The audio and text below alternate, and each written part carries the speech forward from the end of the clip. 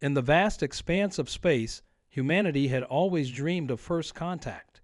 We imagined it would be peaceful, maybe even enlightening. But when the massive warships of the Galactic Empire darkened Earth's skies in 2157, those dreams shattered like glass against cold reality. I was there, working as a junior diplomat at the United Nations Space Command, when they first appeared, 12 behemoth vessels that made our largest ships look like toys. The Empire's message was simple. Earth would be incorporated into their domain, as they had done with countless worlds before us. They expected no resistance. After all, what could one isolated planet do against an empire spanning thousands of star systems? Their ambassador, a tall, blue-skinned being who called himself the High Executor, gave us 48 hours to surrender. He spoke perfect English, which somehow made the whole thing even more unsettling. I remember sitting in that conference room, watching world leaders argue about our options. Some wanted to fight, others to submit. The room felt heavy with fear and uncertainty. But then something unexpected happened, something that would change the course of human history forever. You see, while the Empire had been conquering worlds for millennia, they'd never encountered anything quite like Earth.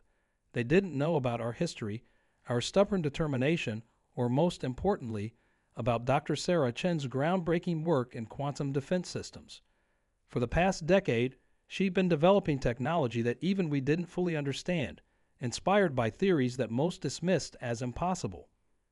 The Empire's scans missed it completely. They didn't detect the network of quantum satellites we launched under the guise of weather monitoring systems. They didn't notice the experimental defense grid that Dr. Chen had woven around our planet like an invisible spider web. They were so confident in their superiority that they never bothered to look closely enough. Hours before their deadline, I was called into an emergency meeting at the USD headquarters in Geneva.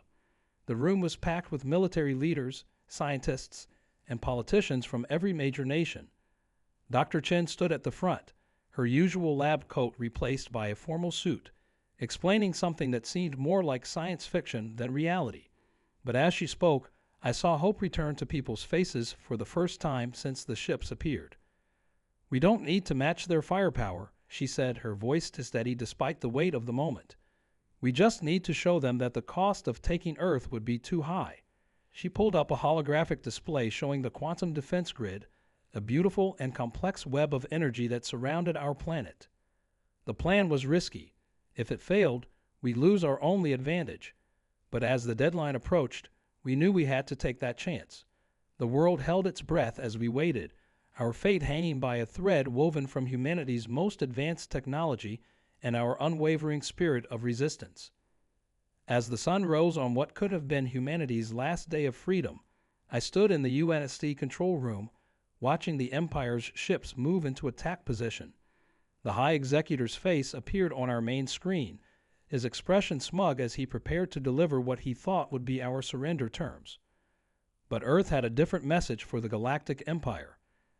As I look back now, I realized that moment wasn't just about survival. It was about showing the galaxy that humanity wouldn't bow to anyone, no matter how powerful they seemed.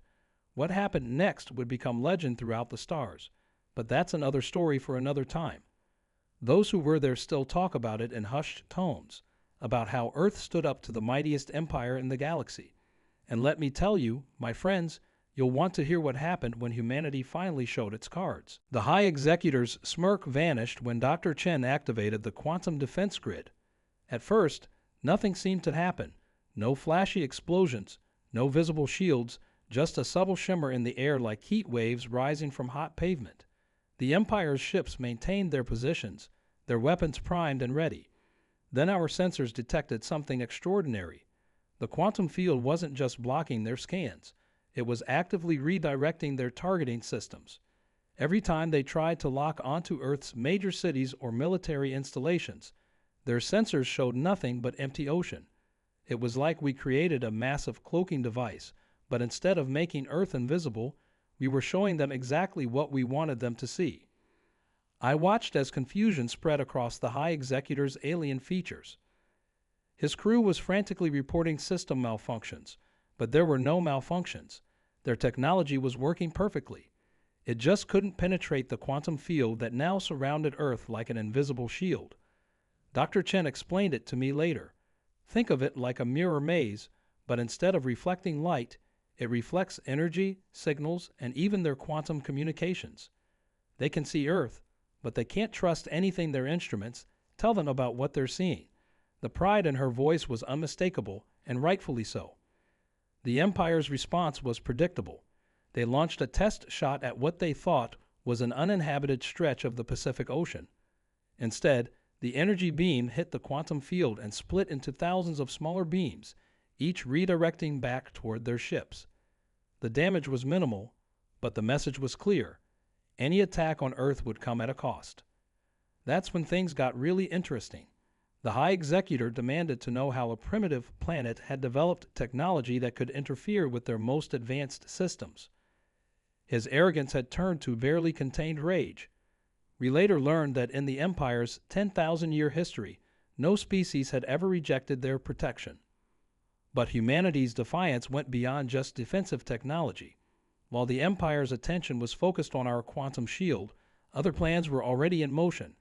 During those tense hours, my colleague, Officer Patel, discovered something in the Empire's transmissions, a pattern that suggested their unified front might not be as solid as they wanted us to believe. "Listen to this," she said, playing back an intercepted communication. Through the static and alien languages, we could hear arguments, dissent in their ranks. Some of their ships' captains questioned the wisdom of engaging with a planet that could develop such advanced technology in isolation. Others worried about the political implications of failing to subjugate Earth. The High Executor tried to maintain control, but we could see the cracks forming in their carefully constructed image of absolute power. Dr. Chen's quantum field wasn't just protecting Earth, it was exposing vulnerabilities in the Empire's own structure. As hours turned into days, a stalemate emerged. The Empire's ships remained in orbit, unable to attack but unwilling to retreat. Earth's governments used this time to strengthen our defenses and learn more about our unwanted visitors. Each intercepted transmission, each failed scan attempt, gave us more insight into their technology and society. But we knew this couldn't last forever. The Empire had built itself on the principle that resistance was futile, and Earth's continued defiance threatened everything they stood for. Something had to give, and when it did, it would change not just Earth's future, but the entire galaxy's balance of power. As I monitored the diplomatic channels that night, a new transmission caught my attention. Its encryption was unlike anything we'd seen before, and its source wasn't any of the 12 ships above us. Someone else was watching our standoff with great interest, and they were about to make themselves known. The mysterious transmission we intercepted came from a rebel faction within the Empire itself. They called themselves the Free Systems Alliance, and they'd been watching Earth with growing interest since our first display of resistance. Through encrypted quantum channels, they revealed something that changed everything. The Empire was far more vulnerable than they appeared. Dr. Chen worked tirelessly with Officer Patel to decode their messages. What they found was staggering. The Empire's grip on its 1,000 worlds was slipping. Dozens of species were on the verge of revolt, inspired by Earth's defiance. Our quantum shield technology had done more than protect us. It had shown the galaxy that the Empire wasn't invincible. The High Executor must have suspected something was wrong. His demands became more desperate, his threats more extreme. He promised to bring 100 more warships, to blockade Earth until we surrendered. But we'd seen through their facade of power, and more importantly, so had others. 7 days into the standoff, our quantum sensors detected massive energy signatures appearing at the edge of our solar system. The Empire's ships immediately broke their formation, clearly caught off guard. Through our view screens, we watched as 30 vessels of unknown design emerged from what looked like tears in space itself. "Those aren't Empire ships," Dr. Chen whispered, her eyes fixed on the readings. "Their technology, it's similar to ours. They're using quantum field manipulations, but on a scale we never thought possible." The new arrivals took up defensive positions around Earth, effectively surrounding the Empire's forces. The next few hours were the most tense I'd ever experienced. The USSD command center was dead quiet except for the steady beep of monitoring equipment. Representatives from the Free Systems Alliance finally revealed themselves, a coalition of species who had secretly developed their own quantum technology, waiting for the right moment to challenge the Empire's dominance. What happened next was like watching a chess game played with planets as pieces. The Empire's ships couldn't attack Earth without exposing themselves to the Alliance fleet. The Alliance couldn't attack without risking the Empire calling in reinforcements. And Earth, remarkably, found itself as the linchpin in this interstellar standoff. Dr. Chen discovered something else during those crucial hours. Our quantum shield wasn't just defensive technology. With some modifications, it could disrupt the Empire's faster-than-light communications. We could effectively cut off their ships from calling for help, but doing so would force a confrontation we might not survive. The decision fell to the United Nations Security Council. The Alliance representatives made their case. If Earth took this step, we wouldn't be fighting alone anymore. But if we hesitated, the Empire would eventually bring overwhelming force. The weight of humanity's future hung in the balance. I remember standing in that historic chamber as the vote was taken. The world's leaders, once divided by countless differences, now united in the face of this cosmic turning point. As the final vote was cast, Dr. Chen's hand hovered over the control that would transform our defensive shield into something far more potent. The High Executor's face appeared on our screens one last time. His expression told us he knew what we were about to do. But before anyone could act, our sensors screamed with warnings. Massive energy signatures were appearing all around us, dozens, then hundreds of them. The space around Earth was about to become a battlefield that would decide not just our fate, but the destiny of 1,000 worlds. The next few minutes would determine whether humanity would be remembered as the spark that freed the galaxy, or as just another failed rebellion against an unstoppable empire. The energy signatures weren't what any of us expected. Instead of Empire reinforcements, thousands of smaller ships appeared, civilian vessels from dozens of worlds under Imperial control. They positioned themselves in a protective formation around Earth, creating a living shield between us and the Empire's warships. They're broadcasting on all frequencies, Officer Patel announced, her voice trembling with emotion. Every ship carries representatives from different subjugated worlds. They're calling it the Great Migration. They're defecting, all of them. The command center erupted in shocked whispers as we realized what was happening. This was what the Free Systems Alliance had been planning all along. Earth's resistance wasn't just a singular act of defiance. It was the trigger for a carefully orchestrated galaxy-wide revolution. Our quantum shield technology had given countless species the courage to make their move, to risk everything for freedom. But the Empire had one final card to play. The High Executor's last transmission revealed their desperate gambit. If we cannot rule these worlds, his voice boomed through our speakers, then no one will. Their ships began charging weapons, not aimed at Earth or the Alliance fleet, but at the civilian vessels. Dr. Chen's face went pale as she studied the readings. They're not using conventional weapons, she said. Those are quantum disruptors. They'll tear apart the fabric of space itself. If they fire, she didn't need to finish. We all understood, millions would die, and the damage to space-time could make this entire region of the galaxy uninhabitable. That's when our quantum shield revealed its true potential. The modifications we've been working on weren't just about disrupting communications. They could redirect and amplify quantum energy. The civilian ships had brought with them pieces of technology from their own worlds, each one designed to interface with our shield. It's like they knew, Dr. Chen breathed, watching as her system automatically began integrating with the alien tech. Every species the Empire conquered, they all developed pieces of this technology in secret, but none of them had the complete picture. Not until now. The next few minutes were pure chaos. The Empire's ships opened fire, their quantum disruptors descending devastating pulses of energy toward the civilian fleet. But as each pulse hit our enhanced shield, something extraordinary happened. The energy didn't just dissipate, it transformed. Officer Patel's monitors lit up with incredible readings. The shield isn't just protecting us anymore, she shouted over the alarms. It's creating something. a quantum resonance cascade. I've never seen anything like it. The space around Earth began to shimmer with colors that hadn't existed moments before. The High Executor's final transmission cut off mid-threat as their weapons suddenly went dark. The Empire's mighty warships hung motionless in space, caught in a quantum field that none of us fully understood. But before we could celebrate this apparent victory, Dr. Chen's voice cut through the chaos. "Something's wrong," she said, her fingers flying over her controls. "The resonance, it's not stopping. We're not just disrupting their weapons. We're changing the fundamental laws of physics in this entire sector of space, and I don't know if I can control it."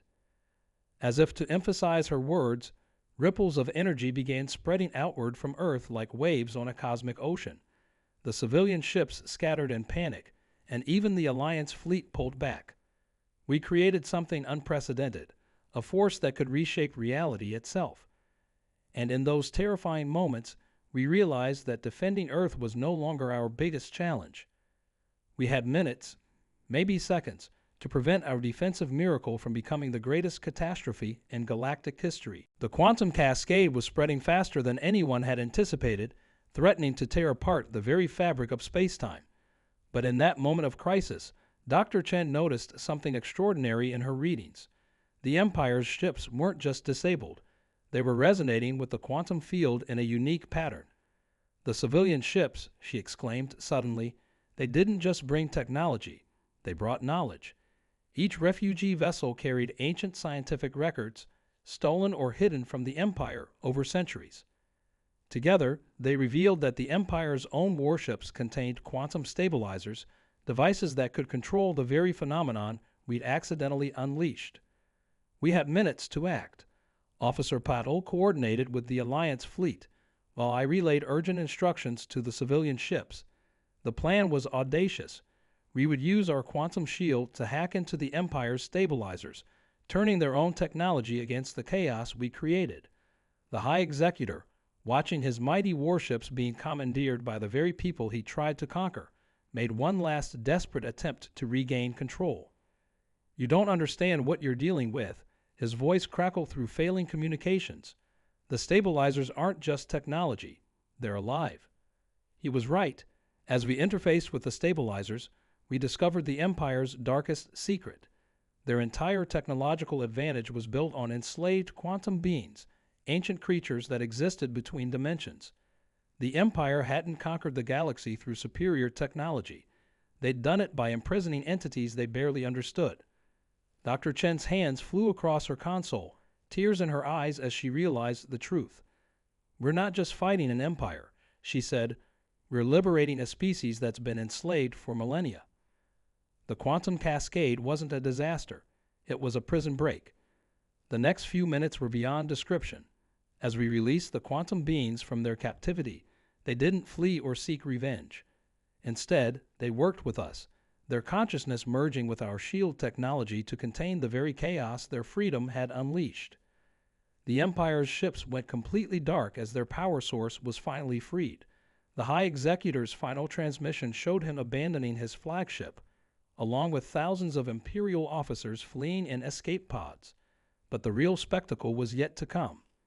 The freed quantum beings, visible now as shimmering patterns of light and energy, surrounded Earth in a protective embrace. Through some mechanism we still don't fully understand, they communicated with us. They had watched humanity through their prison, seen our potential, our capacity for both resistance and compassion. We hadn't just earned our freedom, we'd earned something far more valuable, their friendship. As the quantum cascade finally stabilized, the beings helped establish a new form of faster-than-light communication network across the galaxy, linking the formerly enslaved worlds together.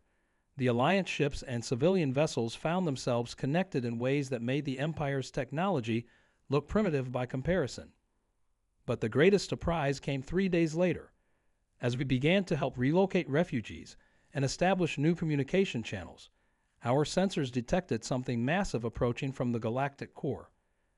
At first, we feared it was the Empire's revenge fleet, but it was something far more incredible. More quantum beings, responding to their freed brethren's call.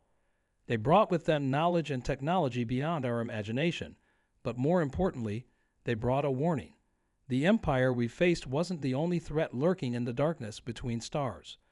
There were other empires, other dangers, and now Earth and its allies would need to prepare for them.